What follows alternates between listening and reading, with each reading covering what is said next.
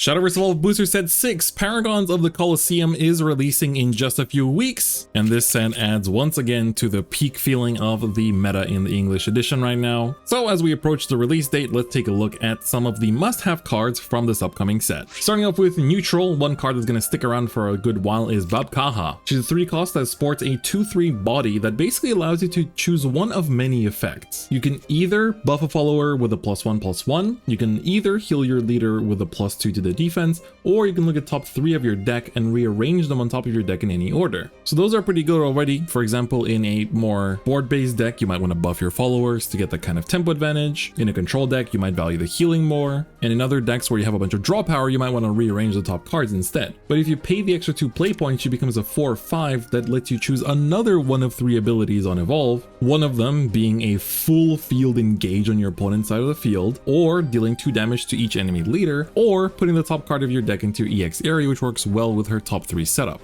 So you can do things like, buffing something and then putting a card into your EX area, which is basically like drawing a card. So I would say that you want to pick up 3 of each, or 3 of the base one, 2 of the evolved one, especially if you're playing something that's more control. But honestly, in this meta in Japan, we were splashing Babkaha into a lot of different decks. I even tried her out in Galmu for some time, so I definitely recommend giving her a shot. Fall from Grace is a good gold card that's run in quite a few of the control decks, and also anything that runs like Angels or Fallen Angels. So it's a 3 cost quick spell that banishes an enemy follower, but it comes with the caveat of letting you heal your opponent by 2 and also letting them draw a card. It's not as bad as you think though, because if you have lethal on board and all that is in your way is a ward, this is going to be the path to victory. So I'd say pick up between 1, 2, or 3 copies depending on if you're planning to use any of the Angel decks or if you're a control player. Same can be said for Clash of Heroes, which is a 1 cost spell that basically forces 2 followers to fight each other without actually doing any attack actions. Again, very good in control decks. And there you probably want to pick it up as a 3-0. Forest, this set gets completely revamped with basically 2 big archetypes coming out of it. The first one of which is of course Fairy Forest with Amata's Fairy Blader. It's a 2 cost 2/2 that on fanfare puts a fairy into your EX area and gives all pixie followers in your EX area +1/+1. So you basically just play a bunch of Amatas and buff your fairies in the EX area, and then after that you get to play them out and use a second effect to engage him and choose 2 pixie followers that cost 1 or less play points on your field and give them Storm. So this also works with the Wisps as well.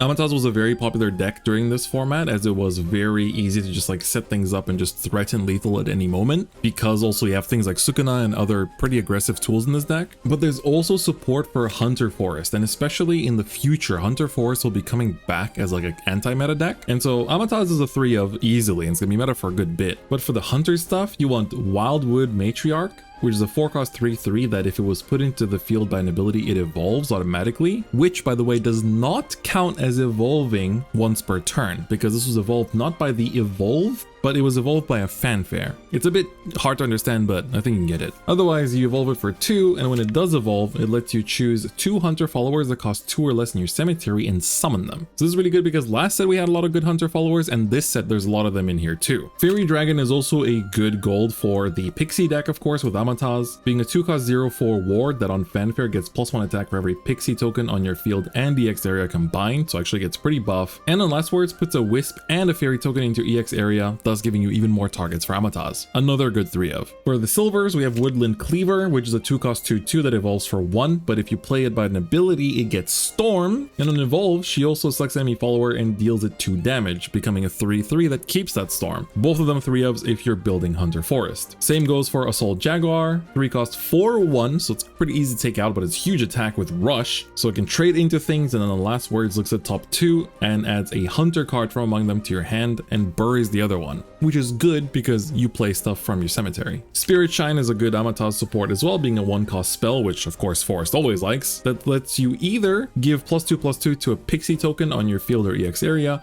or put 2 fairy tokens into your EX area as setup for your Amatas. Finally, we have Greenwood Guardian as a 2 cost 3/2 with Ward that on fanfare buries the top card of your deck, and as long as you have 3 or more hunters in cemetery, she also gets +1 defense, being a 3/3 for 2 costs, which is also very good. And finally, Crossbow Sniper is another good 3 of, 1 cost 1/1 that on fanfare discards a hunter card to choose an enemy leader or follower and deal it 1 damage, and you draw a card. So you get set up and you also trade a card. So overall, these cards will definitely be good in Forest for a very long time. So if you're Forest main, basically everything I mentioned is a 3 of. Sword got to eat really well last set, so this set it's a little bit different as the direction of the support went a bit different too. Ralmia is going to be good for a very long time though. Ralmia is going to be good in mid-range sword in the future and is good in mid-range sword right now, being a 2-cost 3/2 with Rush, who normally evolves for 3, but for every other follower in the field, she costs 1 less to evolve. So it doesn't include herself, so you have to have 3 other followers on the field other than Ralmia to evolve her for 0. And if you do, she becomes a 4/3 with Storm, that on evolve you can pay 3 extra play points to get +1/+1 for every other follower on the field. So that means as a max, she can get +4/+4, becoming an 8/7, which you basically paid 5 play points for, but you have to have a full board for, which means you're paying play points that turn to play them, or they had to stick around from the previous turn. So she's a really good way to just suddenly push a lot of face damage, and especially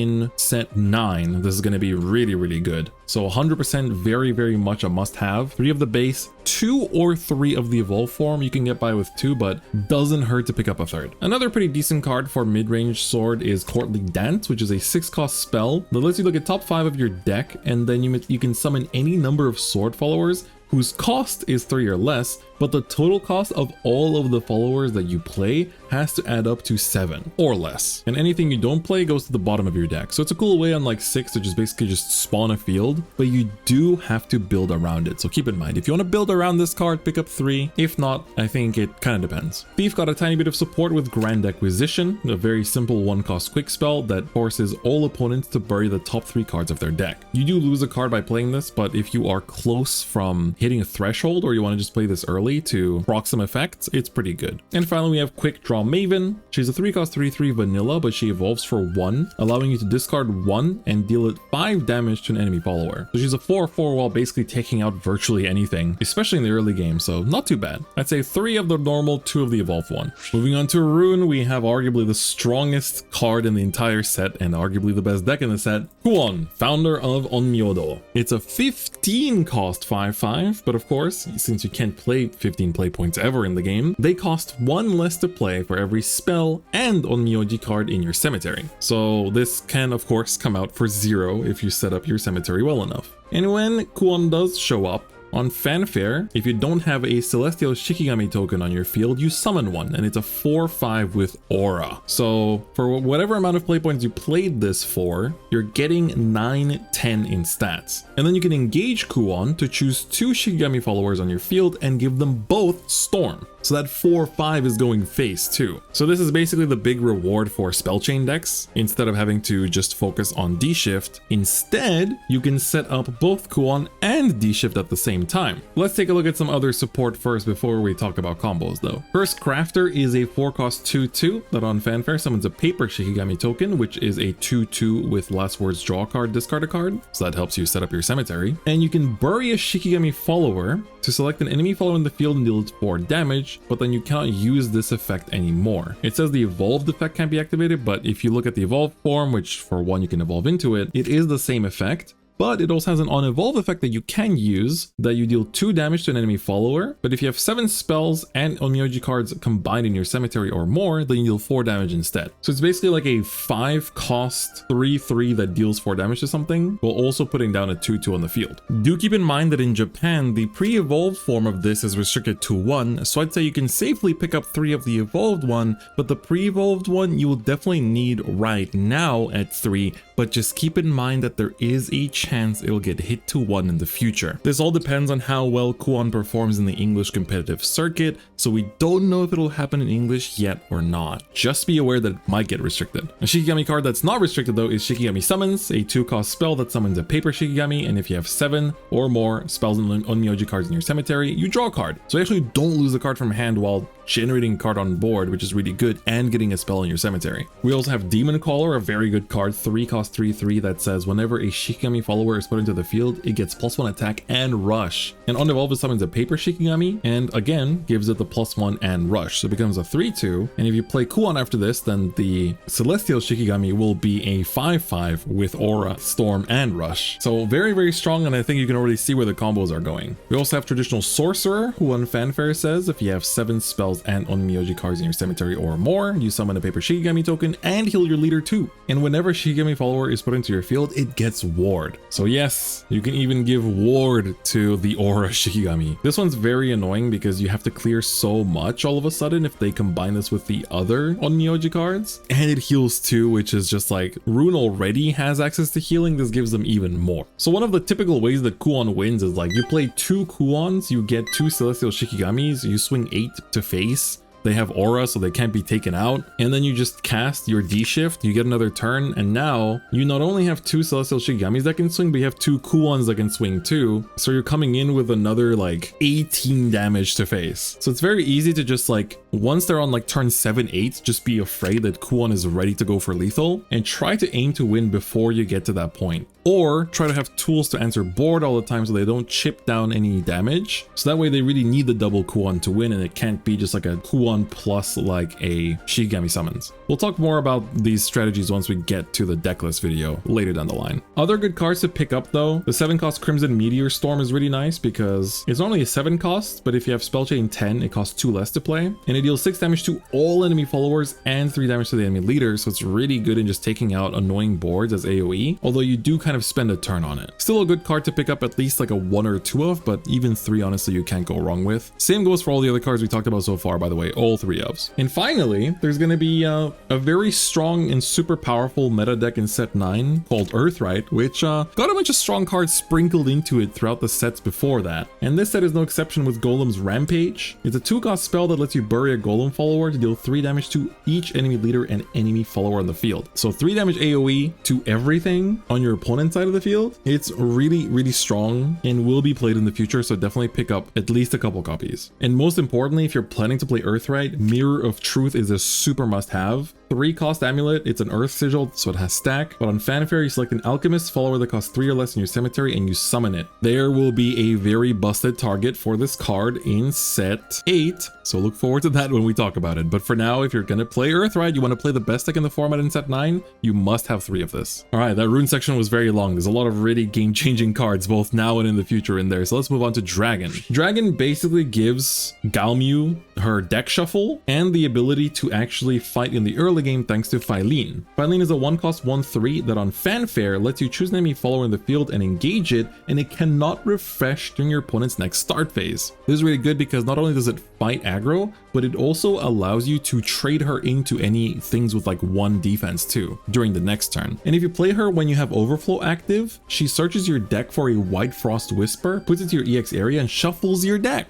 What is White Frost Whisper? A lot of people just play it as a 1 of or a 2 of, but it's a 2-cost spell that costs 1 less to play if you have Overflow active. It chooses an engaged enemy follower in the field and destroys it. So that's already pretty cool, right? If something is engaged, boom, it's gone. But if you have Phylene on the field, you also deal 2 damage to the selected follower's leader. This 2 damage can sometimes be the chip you need to win the game, right? If they're at 9, you chip 2 and then you go Forte for 7 damage. So you want 3 Phylenes and then between 2 to 3 White Frost Whispers, but I would pick up 3 just in case. You rarely play all 3 though. Some people just play 1 as well. Don't forget, you can search your deck and shuffle even if you wave the search with Phylene. And then the other deck that comes out of this set is Garyu, Supreme Dragonkin. He's a 5-cost 3/4 that on Fanfare draws 1. Very simple Fanfare. But as long as he's on the field, each other dragon follower in your field has Ward, which is pretty annoying to take out. And if you evolve him for 1, he summons a dragon follower that costs 5 or less from your hand for free and gives it Ward from his second effect. One of the really good targets for this is Jade Long Tactician, 5-cost 3/5 with Storm that on strike gives another follower +1/+1, but if you chose Garyu, then it gets +2/+2 instead. So she has Storm and Ward because of Garyu, and Garyu becomes a 6/7 and he's just chilling. So very, very strong. You can build a whole deck around him as well, but these are like the main cards that you basically really want to pick up for this deck, and otherwise you pick up a lot of other stuff from the previous sets. Moving on to Abysscraft. Abyss also eats really well this set, as Gintetsu becomes a really amazing tool for a lot of future control decks to tech in. She is a 6-cost 1/5. You might be thinking the stats are terrible. What are you talking about? Well, on Fanfare she puts 5 One-Tailed Fox tokens into your EX area, so she doesn't summon them like she does in the app. And the One-Tailed Fox tokens are 2-cost cost 1/3s with Rush and Ward. And if you evolve Ginsetsu for 1, she has some pretty cool bonus effects. Her defense goes up to 9, her attack staying at 1, and she says as long as she's on your field, any yokai follower you play costs 2 less, which means the foxes cost 0 to play from EX. And if a yokai follower in your field would deal damage, it deals that much plus 1 instead. So your yokai are all basically 2/3s with Rush and Ward. And whenever a yokai follower you control leaves the field, she gets plus 1 attack. So that means you can play Ginsetsu, then you can play out 4 foxes for free,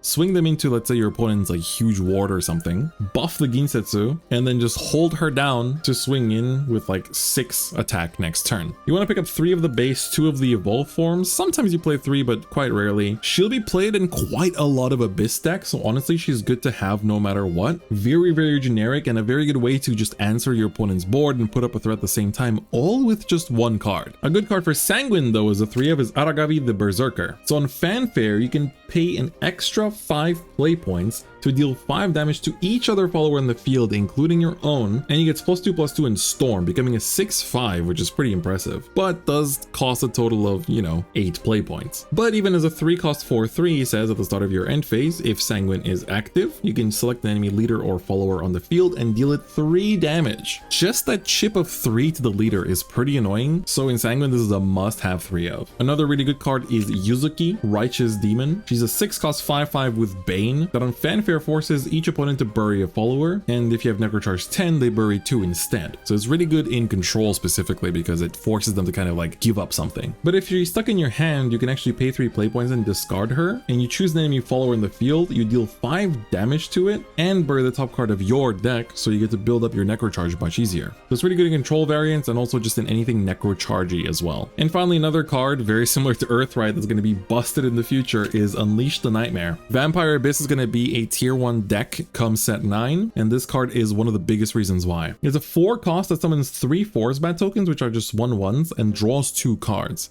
But if you have a vampire card on your field already from playing one earlier, which you will absolutely do back in the future, it'll cost 1 less. So 3 cost that summons 3/3 in stats and draws 2. Don't make me say the line, it's pretty crazy. And then for the must-haves for Haven, it's kind of split between 2 different archetypes with Ward and Control. So Wilbert is a really cool addition for the Ward Storm Haven. He's a 5 cost 4/5 with Ward that on Fanfare looks at top 5 of your deck and summons a follower with Ward that isn't Wilbert that costs 5 or less, and the rest goes to the bottom. And whenever one of your Ward followers would go to the cemetery while Wilbert is in play, you deal 1 damage to each enemy leader. So you want to pick up 3 of him if you're playing like the Ward Storm deck. Another good card for that deck is Saintly Leader. 3 cost 2/4 with Ward that if you engage it and banish 3 followers with Ward from your cemetery, you can banish an enemy follower as well, which is pretty good because you put this down, you get rid of something, and it's also sitting there as a Ward with 2/4 too. So I think for this deck specifically, it's pretty good to pick it up. Not sure if it's necessarily a 3 of, but as a 2 of should be fine as like a late game tech. Really good card is a 3 of is Holy Lancer. 5 cost 3/4 with Ward that on Fanfare, as long as you have another Ward follower on the field, you deal 3 damage to another enemy follower, and you can evolve her for 1, and on evolve she will deal 4 damage to an enemy follower. So she actually just takes out your opponent's board very easily, while also being a 4/5 you can swing with. But Ward does have a lot of support from the previous sets. Control though, or Float Haven, I guess you can call it, got some interesting new tools with Karula Artsmaster. So he was originally a Portal Craft card, but made it into Haven, being a 3 cost 3/3 that at the start of your end phase, if you have 2 play points remaining, you deal 2 damage to each enemy leader. If you have 4, you draw a card. If you have 6, you destroy an enemy follower. So an evolve is pretty interesting because float is so much better than it was in the app, because you sometimes do want to float play points just to bluff having a quick or actually to use a quick. So this way you can just like leave up a bunch of play points and do a bunch of bonus effects and then also, be able to use quicks. And if you evolve him, then he also recovers 2 play points at the start of your end phase and then still does all the same things that he was doing before. So he just became a 4/4 and gave you 2 play points back for evolving him for 1 play point. So no matter what, you're at the very least going to be able to deal damage to the enemy leader as well. So definitely want to pick up 3 copies of the pre-evo combo maybe 2 or 3 of the evolve form. Phantom Blade Wielder is another good card. It's a 2-cost 2/2 that at the start of your end phase, if you have 2 play points left, you deal 2 damage to an enemy follower. And you can also evolve it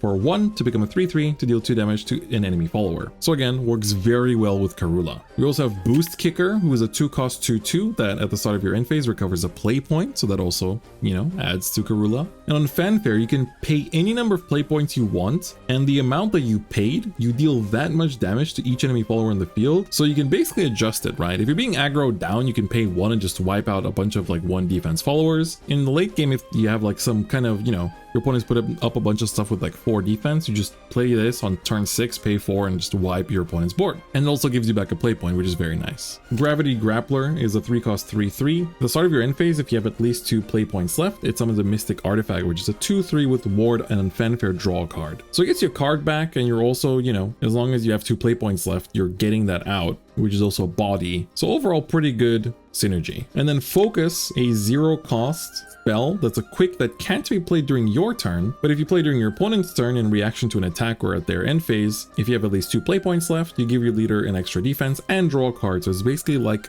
kind of an insight. And you also have Holy Counterattack, which is also similarly cannot be played during your turn as a quick spell and costs 1 to select an engaged enemy follower in the field and deal 2 damage. And if you have a follower with Ward on your field, you deal it 4 damage instead. So specifically in Wilbert, this is quite good, but it's kind of funny how both these spells can be played during your turn. And with that, that is it for all of my recommended must-have cards from this set. There's definitely a bunch more that are good right now, but I feel like I wanted to look more at things that specifically are really good for their archetypes in the long term. So I hope this list helped you decide on what you got to pick up from your boxes and packs once the set drops in a couple of weeks. If you enjoyed this video, make sure to give it a like, and if you haven't already, please do subscribe. But otherwise, that's be it for me today. Thank you so much for watching, and I'll see you guys next time. Bye bye.